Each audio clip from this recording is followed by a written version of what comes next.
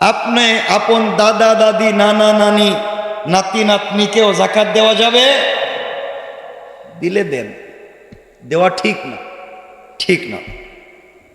সৈয়দ বংশ যাদের, অনেকে হে কিচ্ছুই না, হে নাম লেখাইছে সৈয়দ, হে কিছুই না, হে কি সৈয়দ। সৈয়দ যখন নাম লেখছে এরা কিচ্ছু দিবেন না, যাকাত সদকা ফিতরা না খেয়ে মরে যা।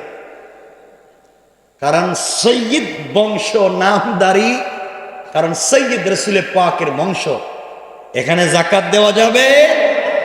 এবং যারা সৈয়দ নাম লাগাইছেন, আপনি বলেন তো আপনার 3 নম্বর পুরুষের নাম কি, আপনার দাদার বাপের নাম কি, আপনার দাদার দাদার বাপের নাম কি, আর জানেন আছে না নাই?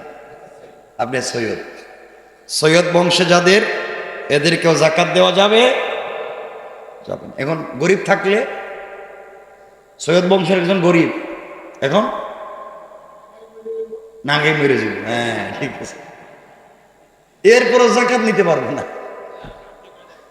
হ্যাঁ সাহায্য তো করেন, যাকাতের কথা বলতে, সাহায্য করেন, সাদাকা করেন, যাকাত দেওয়া যাবে না, ফিতরা দেওয়া যাবে না। তাহলে মা বাপকে দেওয়া যাবে না, মা বাপকে দেওয়া যাবে, ছেলে সন্তান মেয়ে সন্তানকে দেওয়া যাবে, স্ত্রী স্বামীকে, স্বামী স্ত্রীকে দেওয়া যাবে, দাদা দাদি নানা নানি দেওয়া যাবে। আচ্ছা, না দেওয়া ভালো। এর বাইরে যারা গরিব তাদেরকে দেবেন, যেমন ঘনিষ্ঠ আত্মীয়, যেমন ভাই বোন বাতিজা বাতিজি শাশুড়ি, আর কি আরো যারা আছে এই লাইনের, দেওয়া যাবে, যাবে, দেওয়া যাবে। শ্বশুরে দিয়েন যাকাত, ঠিক। আর কিছু কই দিন, হুজুর আব্বারে কেমনে দিবেন? নিজের বাপরে তো বাপ কয় না, শ্বশুরের আব্বা কয়। এজন্য আল্লাহ কইছে যাকাত হেরে খাওয়াইও,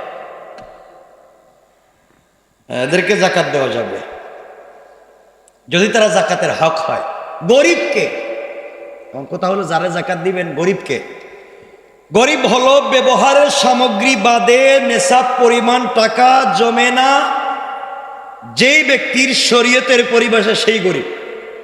ব্যবহারের সামগ্রী বাদে, খাওয়া দাওয়া বাদে নেশাব পরিমাণ মাল থাকে না, অর্থাৎ 70 থেকে 80 হাজার নাই, সে কি? কথা বলেন না। অনেক গরিব হওয়া সত্ত্বেও যাকাত নিতে লজ্জাবোধ করেন, তাই যাকাত দেওয়ার কথা মুখে প্রকাশ না করে তাকে যাকাত দিবেন নিয়ত করে। আপনার আপন ভাই গরিব,